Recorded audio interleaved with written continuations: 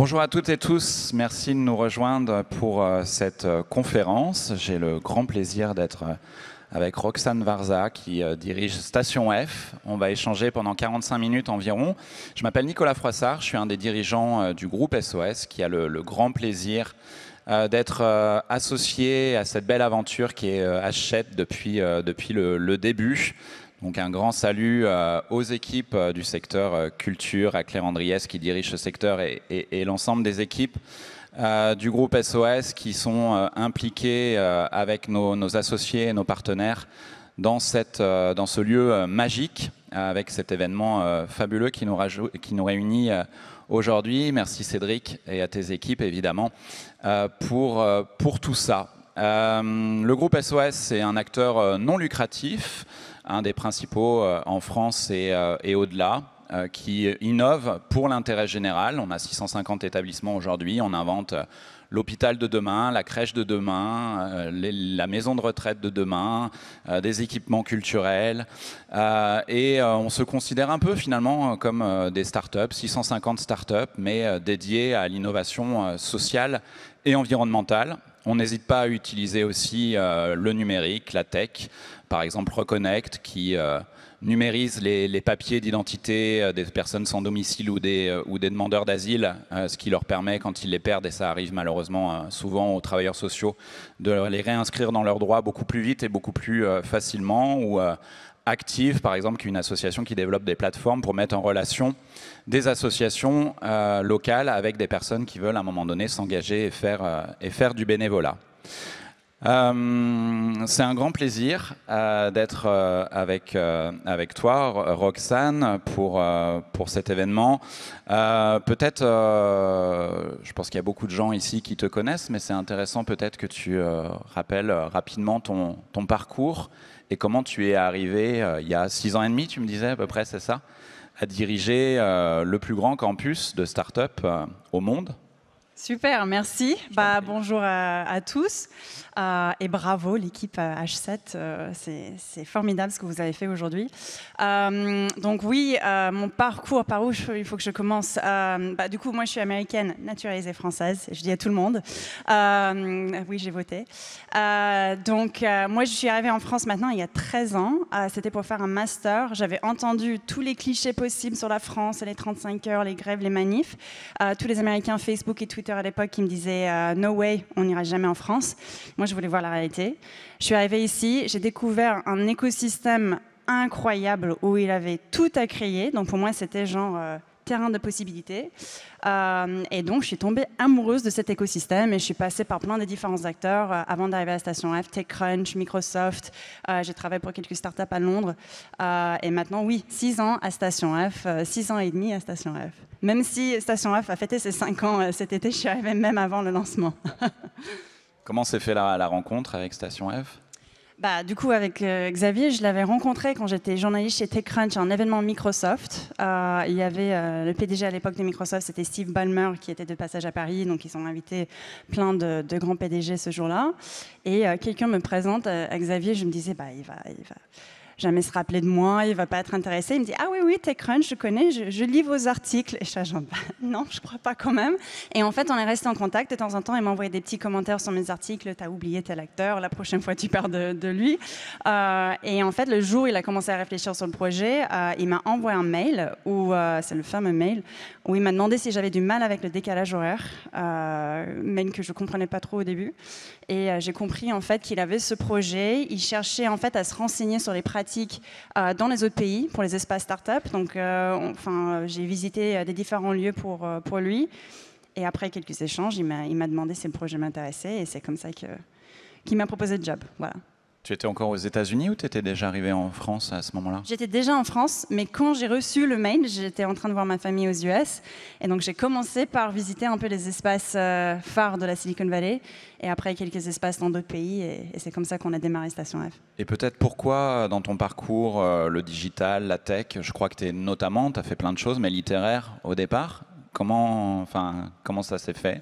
Ouais, même si j'ai grandi à Palo Alto, entourée par toutes ces startups, c'était pas ça qui m'intéressait à la base. En fait, c'était la France. Les gens trouvent ça bizarre, mais je trouvais, la culture, l'histoire, tout vraiment, vraiment incroyable. Peut-être il y avait même quelques éléments que je retrouvais pas aux États-Unis dans la culture américaine.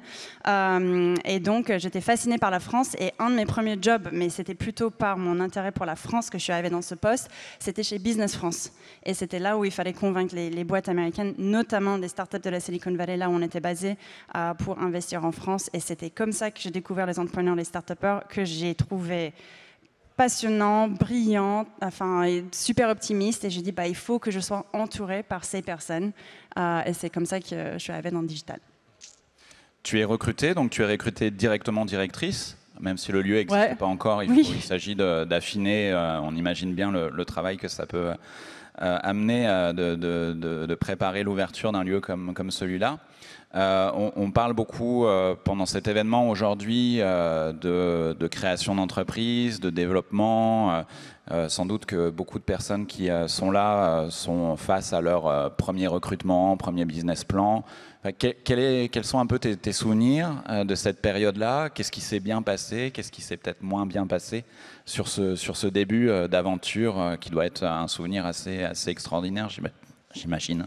Il y a plein de bons souvenirs, même s'il y avait des moments vraiment de gros stress que je peux partager, évidemment. Donc il y avait déjà, le jour que moi je suis arrivée dans le poste, j'étais toute seule. Je ne savais pas par où commencer. On savait que c'était un gros projet, qu'il allait avoir un gros impact, mais je ne savais pas par où il fallait vraiment commencer. Donc j'ai passé 2-3 mois à juste aller rencontrer des acteurs de l'écosystème, des startups, des corporates, des journalistes, des investisseurs, les gens qui faisaient de la politique. Et je posais juste des questions sur l'état de l'écosystème. Qu'est-ce qui marche pas, qu'est-ce qui manque, où il faut renforcer quelque chose. Et en fait, il y avait plein d'idées, parfois un peu farfelues. J'avais entendu un spa pour start-up, c'est ça qui manque dans notre écosystème, peut-être pas là. Mais en fait, quand j'ai entendu des choses qui revenaient, je me disais peut-être c'est là où il faut commencer. Donc en fait, le modèle Station F, c'est pas du tout un copier-coller de quelque chose qu'on a vu ailleurs. C'était vraiment fait sur les retours de ce qu'on entendait. Par exemple, les services publics, c'était quelque chose qui revenait, accès aux services publics, trouver un contact à la BPI, trouver ceci, cela. On a dit, en fait, on va regrouper tous les services publics avec lesquels une startup peut interagir. Donc là, on a une zone French Tech avec une trentaine de services publics. C'est quelque chose qu'on ne va pas forcément voir dans les autres pays parce que ce n'est pas du tout un pain ailleurs. Mais sinon, ça, c'était la façon qu'on a abordé le sujet pour définir le projet et après il y avait recruter l'équipe, les différentes étapes dans la construction. Recruter l'équipe, c'était combien de personnes au départ et quel type de profil? Je me rappelle que j'avais fait un voyage en Allemagne où j'ai visité The Factory, espace de 15 000 m² avec 42 personnes en équipe. Et j'ai trouvé ça délirant. Je dis non, Xavier, t'inquiète, on va faire avec beaucoup moins, on va faire avec 10 à 12 personnes. Et lui, il a cru. Mais du coup, aujourd'hui, on est 46. Mais sur la première année, on n'était même pas 10 personnes pour préparer tout le projet. Peut-être comment se décompose l'équipe sur les 46? Quel type de profil? Aujourd'hui, on a quand même en interne une grosse partie de l'équipe qui est dédiée au bâtiment. On est propriétaire du bâtiment, c'est un site monument historique, donc il y a quand même pas mal de problématiques à prendre en compte. Et on n'a pas que Station F, l'espace de travail, mais on a aussi un autre site, Flatmates, donc c'est notre co-living. On gère aussi des appartements de nos entrepreneurs. Donc ça fait plus de 50 000 m² aujourd'hui avec d'autres projets d'extension, donc beaucoup en immobilier. Et après, on a une petite équipe dev, on a une équipe communication, événements, on a des équipes qui gèrent des programmes start-up et beaucoup de choses back-office aussi, compta, juridique, opération. Peut-être revenir sur la préfiguration, quelque chose qu'on connaît bien aussi avec les équipes de Hachette. Comment ça s'est passé? Tu parlais de l'identification des besoins, notamment la relation avec les pouvoirs publics, qui est évidemment en France effectivement un sujet pour les entrepreneurs. Comment vous avez détecté ces besoins? Vous avez identifié des entrepreneurs cibles qui pourraient justement venir dans Station F après l'ouverture. Comment ça s'est passé, ça? Pour vraiment récupérer et définir les besoins, moi j'avais fait ça un peu toute seule dans mon coin avec mon réseau au début, mais ça a duré quand même 2 à 3 mois. Donc c'était des rendez-vous quasiment tous les jours, toutes les semaines, vraiment pour voir est-ce qu'il y a des choses qui se répètent où tout le monde est d'accord. Et après, une fois qu'on avait les premiers éléments définis, on a invité, je pense c'était sur 2 jours, à peu près 100 entrepreneurs early stage, surtout parce que c'était vraiment ça la cible qu'on avait identifiée. Et repérer comment, à part ce critère-là? Ça, c'était juste notre réseau. Les entrepreneurs qu'on connaissait, basés à Paris, basés ailleurs, des étrangers parfois. On voulait vraiment avoir les avis de tout le monde. Et là, on a testé un peu les différentes idées qu'on avait pour voir c'était quoi les réactions. Et c'était encore pré-lancement. Et évidemment, une fois qu'on ouvre, on voit la réalité. Il y a des choses qui marchent, il y a des choses qui marchent moins. Et donc, on teste aussi sur le terrain. Est-ce que la proposition, l'offre de Station F a beaucoup évolué justement depuis son ouverture? Et comment vous l'avez fait évoluer? Est-ce que vous avez continué justement à impliquer beaucoup les startups et l'écosystème de façon générale pour faire évoluer? Comment ça s'est passé? Je dirais l'offre, enfin la définition globale n'a pas vraiment changé depuis le début. On a une trentaine de programmes, on a des différents services, on a beaucoup d'événements. Maintenant, on a Flatmates de co-living. L'idée, c'est vraiment d'avoir toutes les ressources et simplifier la vie des entrepreneurs, surtout en phase de démarrage, donc peut-être 2-3 premières années d'existence. Qu'est-ce qui a vraiment changé? Il y avait peut-être des éléments de l'offre qui n'ont pas pris plus que ça. On avait une offre au début qu'on avait envisagée plus pour les gens qui n'étaient pas basés à Paris, qui allaient venir peut-être quelques fois dans le mois. Et ça, c'était construit avec le feedback des entrepreneurs dans les différentes villes. Et en fait, c'était quelque chose qui n'était pas très utilisé par ces personnes-là, mais plutôt par les gens qui étaient potentiellement refusés dans les autres programmes et qui cherchaient en vrai beaucoup plus que 5 jours par mois, cherchaient vraiment un accompagnement beaucoup plus hands-on. Et du coup, on a découvert que ce n'était pas une offre qui fonctionnait comme on l'avait imaginé. Donc ça, c'était une offre qu'on a arrêtée. Et depuis le temps, on a aussi commencé à développer d'autres choses en fonction de l'évolution de l'écosystème, et pas juste la communauté Station F. Peut-être un petit mot aussi, parce qu'on a parlé de l'équipe, peut-être un petit mot sur le modèle économique? Oui, aujourd'hui, le modèle économique est vraiment basé sur la participation aux différents programmes pour les startups. Donc c'est un prix qui paye par accès à leur desk ou à leur programme. Et après, on fait la location d'espace pour les événements et les locations de chambres pour Flatmates. Quelques chiffres clés aussi, c'est 1000 startups, c'est ça? C'est 1000 startups, on va annoncer, je pense, beaucoup plus de chiffres cet été quand on fête nos 5 ans. Mais on a toujours 1000 startups, on a toujours 30 programmes. Et je pense sur une année type, on doit être sur à peu près 300 et 400 millions levés, 3 à 4% peut-être d'échecs. Donc oui, on est ça sur une année classique. Et peut-être avec les levées de fonds, cette année, ça va être un peu différente.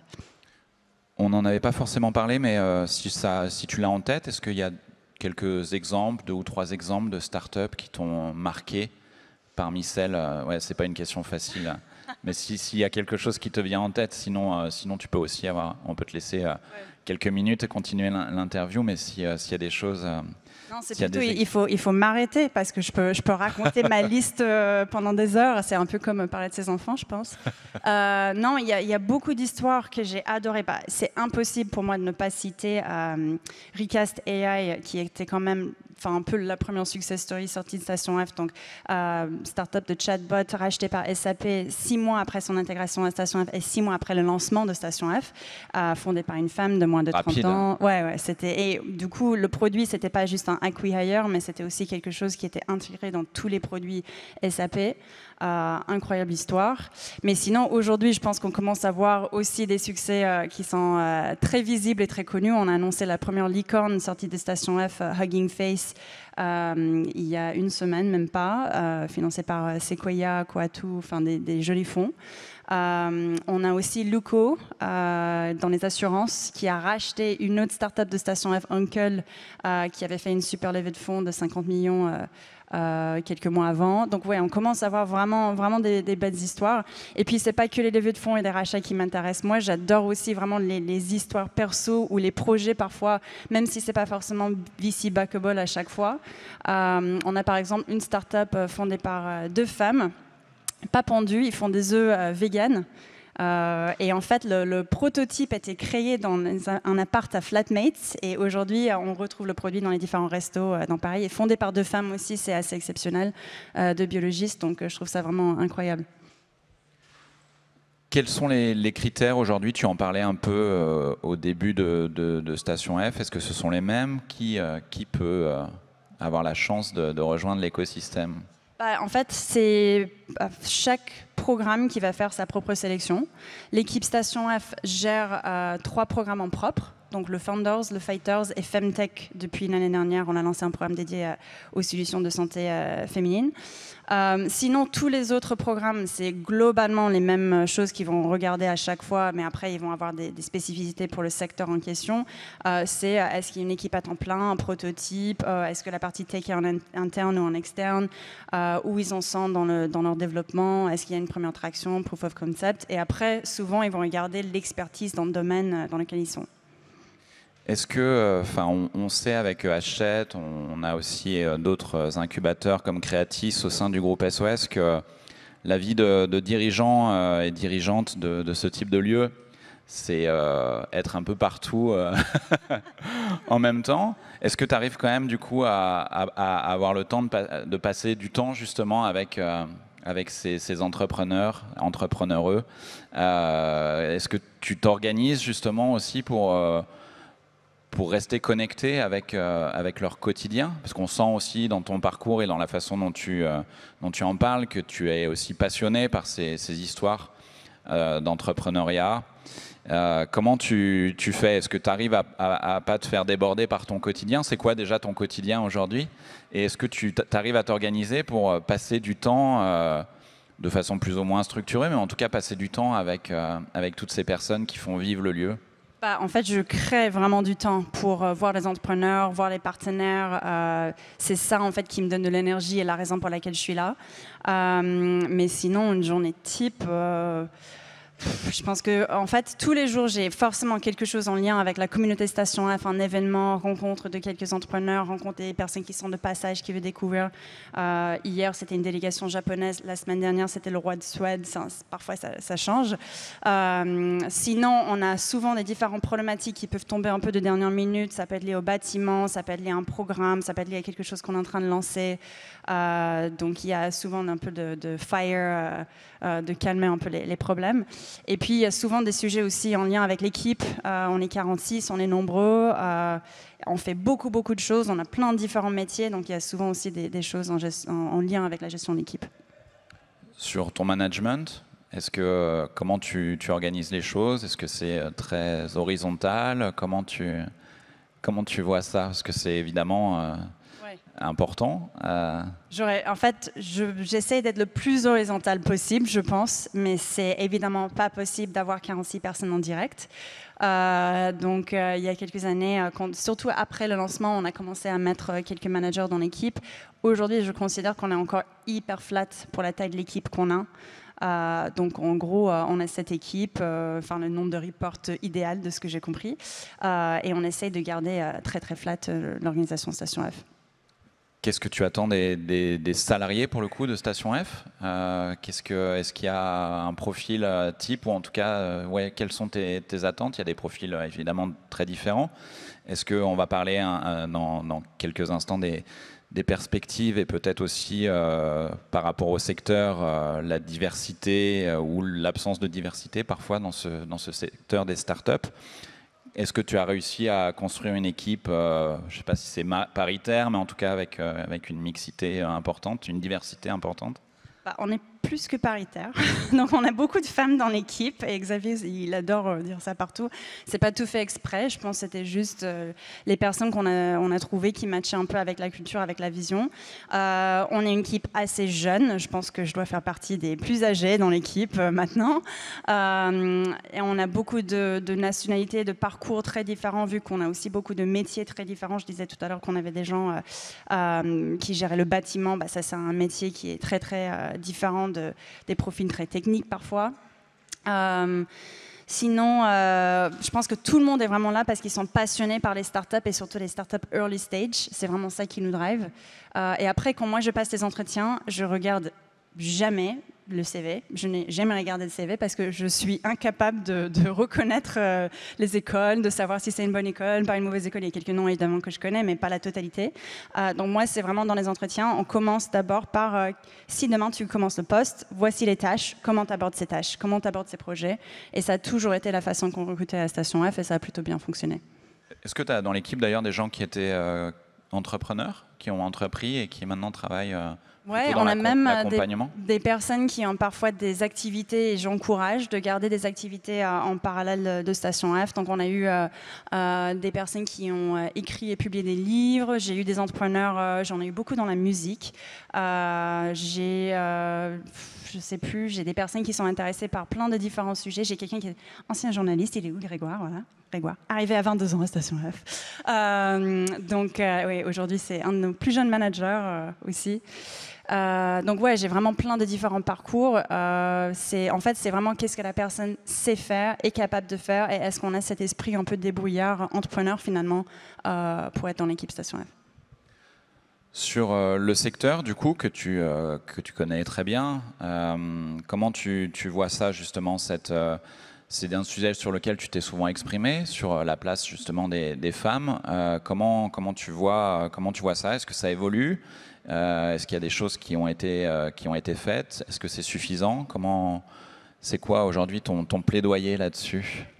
En fait, diversité à Station F, on regarde les profils internationaux, on regarde les femmes, évidemment, et on regarde aussi les personnes qui viennent des différents milieux socio-économiques, des différents parcours qui n'ont pas forcément ce qu'on imagine ou le cliché qu'on a en tête quand on parle d'un entrepreneur.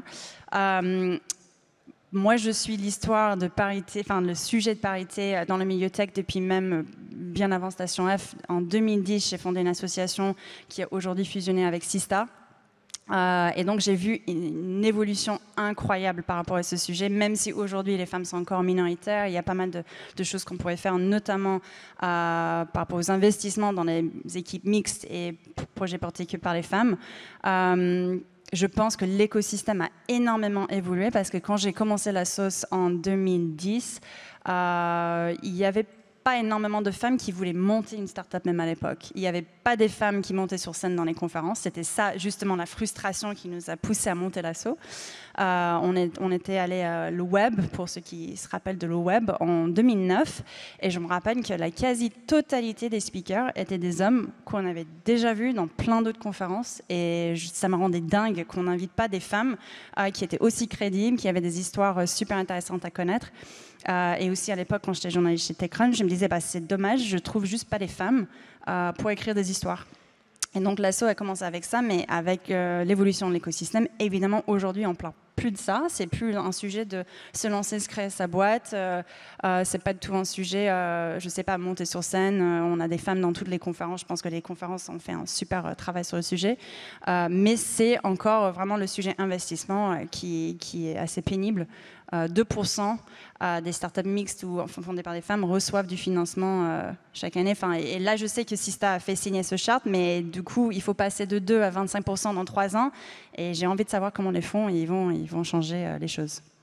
Est-ce que tu aurais un conseil ou des conseils à donner justement aux femmes qui veulent se lancer dans ce secteur ? En vrai, je donne jamais des conseils différents aux hommes ou aux femmes. Je donne toujours les mêmes conseils. Donc moi, ce qui m'a beaucoup servi, c'était le réseau, les expériences en dehors de mon pays, du coup en France. Je sais que tout le monde ne va pas forcément quitter son pays, mais je pense que quand on voyage, si on peut rencontrer quelques personnes de l'écosystème local là où on est, c'est toujours bénéfique et surtout aujourd'hui pour se différencier, ça peut vraiment servir. À l'époque, je donnais beaucoup le conseil d'apprendre un peu de code, juste les bases, parce que je pense que ça sera utile dans tous les métiers de demain. Après, avec l'explosion de nos codes, je ne sais plus si ce conseil est vraiment pertinent, mais si, je pense toujours se renseigner, se former, ça sera utile. Et troisième conseil que je donne, et là tu m'as demandé pour les femmes qui veulent se lancer, mais je pense que c'est pas forcément créer une boîte pour tout le monde. Il y a énormément de choses qui peuvent servir l'écosystème. Moi j'ai fondé une association, j'ai créé une conférence, j'ai créé un média, j'ai pas vraiment monté de start-up. Je considère que j'ai quand même, j'espère, joué un rôle important pour l'écosystème. Donc je pense que c'est pas forcément lancer une start-up à chaque fois pour tout le monde. L'écosystème, justement, tu en parlais un petit peu tout à l'heure. Comment tu vois les spécificités de l'entrepreneuriat tech en France et peut-être aussi en Europe? On peut parler aussi un peu de l'Europe, puisque cet événement-là est organisé et labellisé dans le cadre des événements de la présidence française de l'Union européenne. Donc on va aujourd'hui, pendant cette journée, parler un peu d'Europe. Toi, plus largement, c'est ton parcours, enfin, on dit parfois citoyenne du monde, c'est parce que tu as vécu beaucoup aux États-Unis, tu es d'origine iranienne, je crois aussi, et tu as vu pas mal de pays et d'environnements liés à l'entrepreneuriat. Et les spécificités justement françaises, tu disais, c'est intéressant d'ailleurs, hein, parce que ça combat un peu les idées reçues. Tu t'as été surprise par le dynamisme et l'innovation, c'est ça un peu ce que tu disais tout à l'heure? Exact, et c'est toujours le cas. Même si aujourd'hui on a l'impression qu'il y a plein d'évolutions, mais moi je suis impressionnée. Chaque année, l'écosystème français se porte de mieux en mieux. Même en ce moment, on est en train de vivre une petite période où c'est peut-être un peu moins certain, avec la crise, et les gens commencent à se dire que ça impacte les levées de fonds. Mais en vrai, je pense que l'impact n'est pas du tout comparable à ce qu'on voit dans d'autres écosystèmes. Et même j'entends pas mal de gens dire que c'est pas vraiment arrivé en France. Donc moi, je suis assez impressionnée par l'évolution que je vois dans cet écosystème.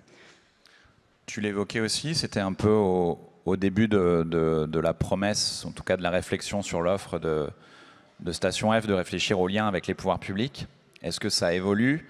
Est-ce que, pour le coup, c'est aussi une idée reçue, mais qui a quand même parfois peut-être aussi quelques fondements, le fait que ce soit très cloisonné entre le monde des startups et le monde plus public? Est-ce que c'est quelque chose qui a quand même beaucoup évolué? Bon, on parle de la Startup Nation, mais est-ce que c'est au-delà de ces termes et des clichés qui y sont attachés? Est-ce qu'il y a un vrai mouvement des pouvoirs publics, de l'État, vers l'accompagnement du monde des startups? Si je compare avec l'année où je suis arrivée en France, c'est jour et nuit. En fait, on a des pouvoirs publics, des ministres même qui sont très accessibles, qui sont à l'écoute. Je pense que le mouvement des pigeons, pour ceux qui se rappellent de ce mouvement à l'époque de François Hollande, ça a vraiment eu un impact. Et depuis, je vois que les gens, ils essaient vraiment d'accompagner, d'aider et répondre aux besoins des entrepreneurs. Je pense qu'ils ont compris l'intérêt pour l'économie. Et sinon, je pense aussi la French Tech. Je vois les différents enjeux de la French Tech qui, je pense, aident énormément l'écosystème. Juste le travail qui a été fait sur les visas, par exemple, on voit l'impact à Station F parce qu'on reçoit à peu près un tiers de notre communauté à Station F, c'est des non-français. Et les pays qui sont les mieux représentés après la France sont les US, la Chine, le Maroc et Corée du Sud, donc c'est pas nos voisins. Et en fait, on a des gens qui doivent suivre les procédures visa. Et la French Tech est vraiment là pour les aider, pour les accompagner. Je sais que tout n'est pas parfait, fluide à chaque fois, mais je pense que le travail qui est en train d'être fait est formidable. Et donc oui, je pense qu'on ne peut pas comparer avec il y a 10 ans. Les enjeux, les perspectives pour toi, pour l'écosystème que tu diriges, que tu animes, et plus largement pour le secteur, c'est quoi pour toi les enjeux là, à court et moyen long terme? Du coup, on va fêter les 5 ans de Station F cet été, le 28 juin. Je pense qu'on est arrivé à un moment où le modèle actuel, il est assez solide. Les programmes marchent, la communauté tourne. Vraiment, on est toujours impressionné par le nombre de personnes qui viennent, le nombre de candidatures, la qualité de nos programmes qu'on essaie aussi de renouveler. On a annoncé depuis le début d'année, je pense, 4 nouveaux programmes, y compris un programme Web3 avec Binance.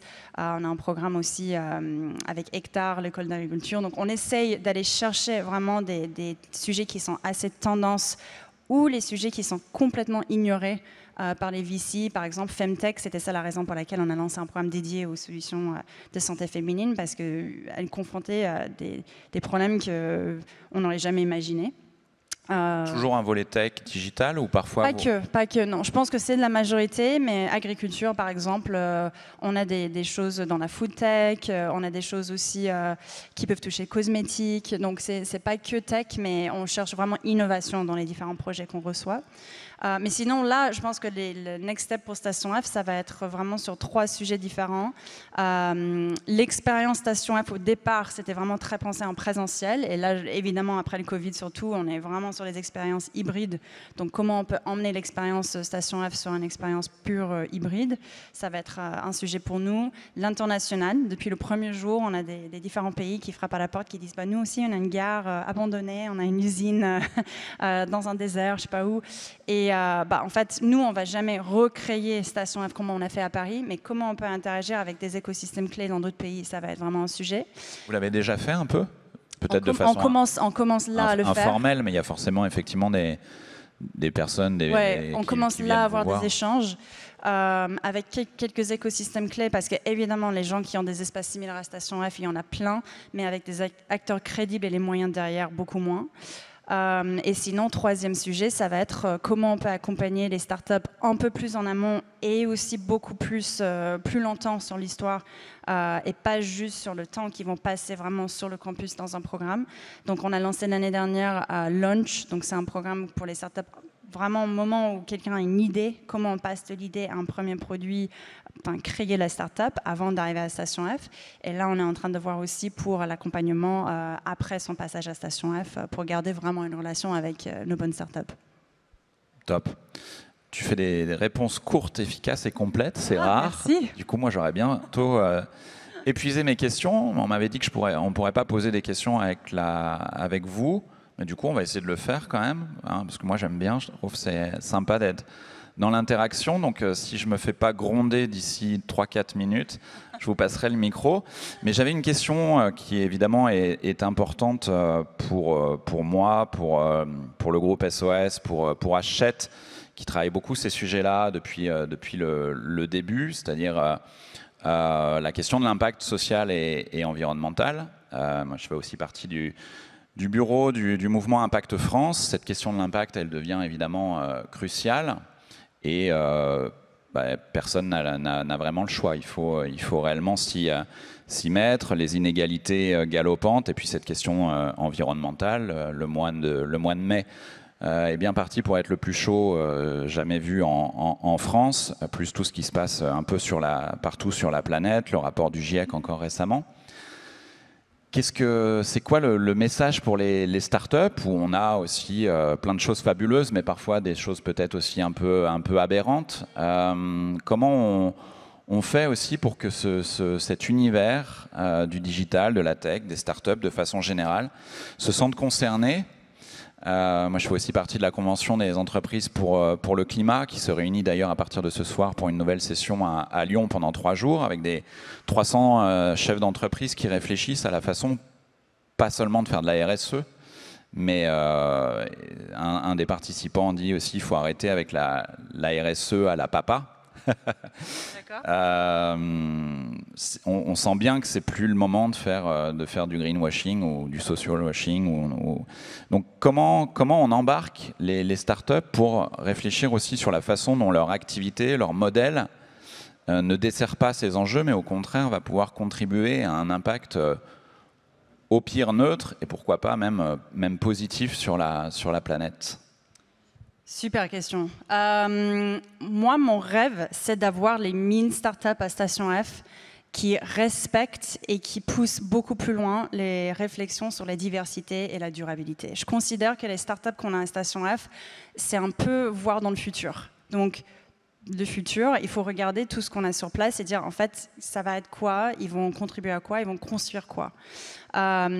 On a commencé même à intégrer ces sujets dans les différents contrats avec les partenaires pour les pousser à sélectionner des startups un peu dans ce sens-là. Mais je pense aussi, c'est pas juste parce qu'on a mis dans un contrat, c'est pas juste parce que moi j'ai dit qu'il faut le faire. En vrai, c'est aussi ce qu'on voit en termes de tendance des consommateurs et des tendances des talents. En fait, aujourd'hui, c'est pas un secret, il y a beaucoup d'argent dans cet écosystème. Les salaires sont sont en train d'exploser. Mais le choix des meilleurs talents, ça va pas se jouer que sur le salaire. Ça va vraiment jouer sur la mission, les valeurs de l'entreprise.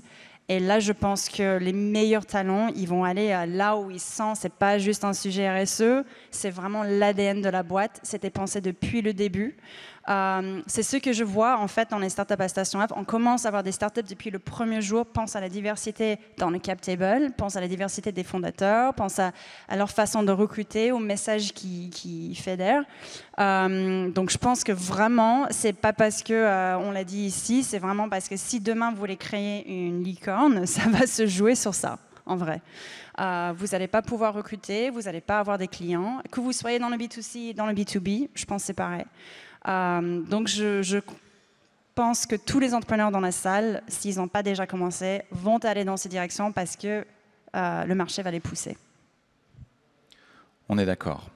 Merci beaucoup. Est-ce qu'il y a quelque chose que tu voulais rajouter, qu'on a oublié ou Je ne me suis pas fait gronder, donc je vais vous passer la parole. Est-ce que tu voulais rajouter quelque chose avant qu'on tende le micro ? Du coup, tu avais dit aussi que c'est un sujet qui est super important pour toi. Oui. Et j'aimerais bien aussi entendre ta réponse à la même question, du coup.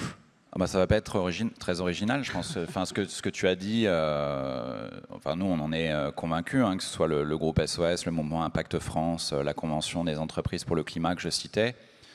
Je pense qu'à un moment donné, c'est évident, ça prendra le temps que ça prendra, mais les entreprises qui ne vont pas faire ce virage-là, effectivement, vont disparaître. Donc il y a cette question environnementale, il y a la question effectivement sociale aussi, comment je contribue aussi d'un point de vue sociétal à mon environnement.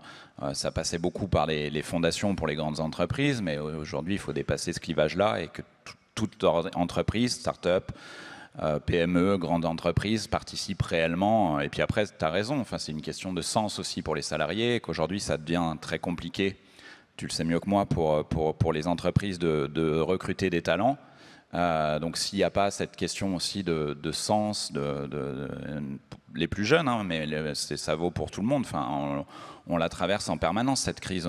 Je suis tout le temps des messages via LinkedIn et ailleurs où on a des personnes qui nous disent mais est-ce que je peux échanger, comprendre comment vous fonctionnez, parce que moi ça m'intéresse de découvrir ce secteur, que ce soit les entreprises à impact, l'économie sociale et solidaire et tout ça. Donc moi, je te rejoins complètement. Je pense que c'est une question de survie et ceux qui ne l'ont pas encore compris, il faudrait qu'ils le fassent très, très vite, quoi. Et puis j'aime bien cette expression, la RSE à la papa, c'est fini. C'est-à-dire que faut arrêter de saupoudrer, quoi. C'est un vrai boulot finalement d'entrepreneur. C'est ça qui est intéressant aussi. C'est pas un boulot de communication, de marketing ou même RH, même si tout ça est lié. C'est un vrai boulot d'entrepreneur de se demander comment son activité, son business model peut être à un moment donné vertueux. Si je peux hijacker encore une deuxième question. Je pense que tu es encore mieux placé que moi pour donner des best tips. En fait, la question, c'est pas est-ce qu'il faut faire ou pas. Comment on le fait, du coup, sans être RSE à la papa. Qu'est-ce que toi, tu as vu ou tu as dit, ça, c'est vraiment intéressant, ça, c'est vraiment impactant, ça, c'est différent de tous les autres? Elle n'est pas facile, cette question. Non, je pose pas des questions faciles, moi. Moi, oui. Je rigole. Je crois que, comme tout, moi, je porte beaucoup à titre professionnel et personnel la question de l'engagement. L'engagement dans le monde de l'entreprise, mais l'engagement aussi à titre personnel, s'engager bénévolement pour plus de solidarité, plus de respect de l'environnement, à chacun de trouver. C'est pour ça qu'on a créé par exemple Active, qui donc, je vous en parlais en introduction, de plateforme parce que c'est pas toujours évident de savoir comment s'engager. Effectivement, c'est ta question, quoi. Donc par exemple, on a créé, là c'est plus à titre personnel, mais quelqu'un qui a envie d'être bénévole, il va sur la plateforme. Évidemment, le digital offre ça, de faire du matching qui te permet très facilement de trouver une association sur ton territoire qui va correspondre à ce que tu as envie de faire, sur un nombre d'heures qui te convient, ou en tout cas sur un format. Et moi, je crois beaucoup à ça, les petits pas, et au cercle vertueux. C'est-à-dire que plus tu t'engages, plus tu as envie de t'engager. Et moi, c'est un peu mon histoire, c'est ton histoire. C'est que tu commences à faire des choses, tu sais pas très bien où ça t'emmène, et puis au fur et à mesure... Moi, voilà, je me retrouve membre du bureau d'Impact France. Du coup, je rencontre aussi des entrepreneurs qui, justement, depuis longtemps ou moins longtemps, ont cette boussole sociale et environnementale. Du coup, je me retrouve aussi dans la Convention des entreprises pour le climat. Du coup, je retrouve aussi des gens fabuleux qui ont des activités beaucoup plus compliquées que le groupe SOS a à faire bouger. Parce que nous, grosso modo, on a des déplacements, nos salariés se déplacent, on a des bâtiments, évidemment, comme celui-ci. Et donc la question de l'énergie et puis la question de l'alimentation. Mais c'est assez clair, on sait ce qu'il faut faire pour minimiser le plus possible notre impact. Après, c'est vrai que dans la Convention des entreprises pour le climat, je croise des entrepreneurs qui me disent nous, on a une boîte. Alors, ils ont un peu du mal à formaliser le truc parce que c'est vrai que l'ambiance de la Convention des entreprises pour le climat est pas tout à fait favorable à leur activité, mais ils ont le courage d'être là. Et c'est ça qui est fabuleux. Et donc, il y en a un, par exemple, qui me dit moi, j'ai une entreprise. J'importe des fruits exotiques de environ une quarantaine de pays. Je les mets sous vide. Voilà, il y a un peu d'emballage et je les renvoie dans 50 pays. Et ouais, là, il y a du job là. Mais ce qui est génial, c'est qu'il y a des gens comme ça qui, à un moment donné, acceptent de remettre le truc à plat en disant je vais tout réinventer. Ça va être pas facile, ça va être dur, mais je vais le faire. Et puis après, il y a sans doute des choses qui vont disparaître ou en tout cas qui vont se transformer complètement. Et il faudra être solidaire aussi avec ces personnes et ces activités qui vont peut-être réduire ou même disparaître. Et voilà, moi c'est un des trucs sur lesquels j'ai envie qu'on collectivement on soit meilleur parce que et plus concentré sur ce sujet. C'est qu'il va falloir aussi être solidaire de toutes ces activités qui vont être mise en difficulté, et voilà, et on n'a pas le choix. Ça répond à ta question? Ouais, ça répond à la question. Sauf si une question urgentissime dans la salle, j'ai une dernière question quand même. Il n'y en a pas? Très bien. En fait, j'aimerais bien ton avis aussi. C'est un sujet un peu... Enfin, c'est lié. Mais du coup, je pense qu'on commence à voir beaucoup d'entrepreneurs et beaucoup de projets en fait, qui prennent en compte ces enjeux et qui ont envie de vraiment faire des solutions qui sont durables et de recruter différemment. Mais est-ce que ce n'est pas un peu snobé par les fonds ? Est-ce que toi, tu vois un vrai investissement, un acteur qui est prêt à vraiment financer beaucoup de projets avec beaucoup de moyens, ou est-ce que c'est quelque chose qui est potentiellement pas adapté à l'écosystème VC actuel ? On n'est pas à la bonne échelle, en tout cas, ça c'est sûr. Donc, c'est aussi pour ça qu'au sein du mouvement Impact France, il y a une réflexion sur la répartition de la richesse. C'est-à-dire que tant qu'on n'aura pas, là aussi collectivement, c'est comme l'enjeu climatique, c'est-à-dire qu'il faut qu'on s'y mette tous, qu'il y ait un vrai travail collectif, démocratique, pour se dire là où on doit aller et par quoi il faut passer. Et sur la question de la répartition de la richesse, que ce soit les fonds ou la façon aussi dont les dividendes dans une entreprise sont répartis, il faut qu'il y ait une réflexion à un moment donné qui soit davantage partagée, davantage poussée dans le débat public, parce que finalement, c'est des sujets qu'on évoque peu. Et l'entreprise, qu'elle soit employeur, productrice ou investisseur, son rôle est peu interrogé dans notre société. C'est vrai que moi, je suis toujours assez stupéfait par le fait que, par exemple, un mouvement comme le mouvement des Gilets jaunes, qui portait cette question notamment de la réduction des inégalités, soit très peu intéressé au monde de l'entreprise. Aujourd'hui, on est beaucoup les citoyens versus l'État.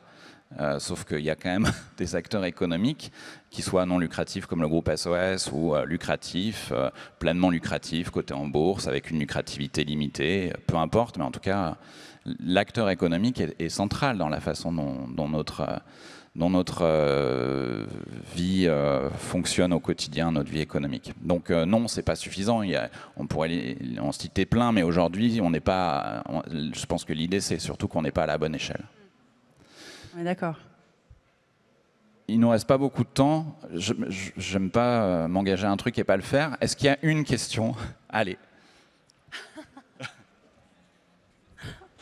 Oh, c'est sympa. Hein. Question rapide du coup, et puis réponse rapide. Sinon, là, je vais me faire engueuler pour le coup. Du coup, je m'appelle Anis Nané. Et ma question, en fait, elle est liée à mon expérience. Du coup, je suis étudiant à Tony Parker Academy. C'est une école assez spéciale dans son genre. Et ma question, c'était, les structures comme H7 ou même Station F, c'est des structures super intéressantes et super enrichissantes et inspirantes quand on est jeune. et le lien entre l'école et ce genre de structure, c'était ma question. Oh, il y a tellement de choses à faire. Je ne sais pas ce qui est fait au niveau H7, donc je ne peux pas répondre pour H7. Mais à Station F, aujourd'hui, on est clairement limité dans ce qu'on fait avec les écoles parce qu'on peut faire beaucoup, beaucoup plus. On a surtout des programmes portés par différentes écoles sur le campus. Bah, évidemment, il y a beaucoup d'écoles d'ingénieurs et écoles de commerce, mais on a aussi des programmes qui sont plutôt des collectifs des différentes écoles ou des centres de recherche différents. Donc, c'est un peu lié à un sujet éducation. Mais je pense qu'en fait, on peut faire beaucoup, beaucoup plus. Et c'est une des raisons aussi pour lesquelles on a lancé Launch, le programme en ligne, l'année dernière. C'était aussi pour pouvoir potentiellement aller plus vers les acteurs qui ne sont pas aujourd'hui sur le campus Station F et proposer aussi des ressources via des différents programmes en ligne. Donc ça, c'est quelque chose qui pourrait être exploré. Et sinon, on avait dans le passé aussi des différents partenariats avec quelques écoles. On a mis en pause pendant le Covid, mais peut-être on va le relancer, où on avait des partenaires, des écoles partenaires où quelques étudiants pouvaient venir travailler sur le campus, découvrir un peu l'entrepreneuriat. Donc ils avaient des badges pour venir accéder à Station F. Et sur H7, il y a plein de liens aussi. Alors, je ne vais pas rentrer dans le détail, mais plein de liens avec des écoles. Et d'ailleurs, il y a beaucoup d'étudiants ou de représentants de ces écoles qui sont dans le staff qu'on remercie, qui vous accueille toute la journée aujourd'hui. Donc, n'hésitez pas à échanger avec eux. L'écran s'est éteint. We made it. Eh bien, merci beaucoup. Juste une petite parenthèse, parce qu'on a parlé d'entrepreneuriat au féminin. Sur LinkedIn, il y a une super initiative qui s'appelle Ramène ta fraise, qui est organisée par Nina Ramen. C'est pas elle qui a trouvé le nom après, mais ça fait partie des femmes justement qui travaillent avec elle, qui ont dit bah, tu t'appelles Ramen, on va appeler l'initiative Ramène ta fraise. Et l'idée, c'est justement que les femmes ramènent davantage leurs fraises sur les réseaux sociaux et notamment LinkedIn, mais pas que, mais là c'est beaucoup sur LinkedIn où il y a encore aujourd'hui beaucoup de commentaires sexistes, agressifs. Et l'idée, c'est de créer une communauté, plus de 1000 femmes déjà, qui s'encouragent, se donnent aussi des bons réflexes pour publier davantage sur LinkedIn notamment, parce qu'on sait aujourd'hui que la présence sur les réseaux sociaux peut aider aussi à développer son réseau, sa carrière, etc. Et il y a beaucoup de femmes aujourd'hui malheureusement qui hésitent parce qu'il y a aussi de l'agressivité et du sexisme, y compris sur des réseaux comme LinkedIn. Donc voilà, j'y pensais tout à l'heure quand tu parlais de ce sujet, de ce beau sujet ô combien important. Et puis un dernier petit mot pour vous dire, voilà, le groupe SOS, c'est plus de 650 établissements. Il y en aura un, il faut attendre un peu, mais supplémentaire sur Lyon, qui s'appelle la salle Rameau et qui ouvrira dans un peu plus de 2 ans de travaux et qui sera une salle de spectacle, jazz, classique, musique plus contemporaine, et qui sera évidemment un modèle de salle inclusive pour que chacun et chacune puisse accéder à une culture de qualité. Ça fait évidemment partie aussi du projet du groupe SOS, avec aussi Hachette qui est ce lieu de culture assez extraordinaire.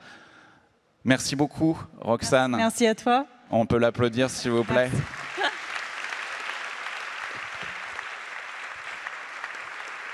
Merci beaucoup. Et merci à toutes et tous pour votre présence aujourd'hui. À bientôt.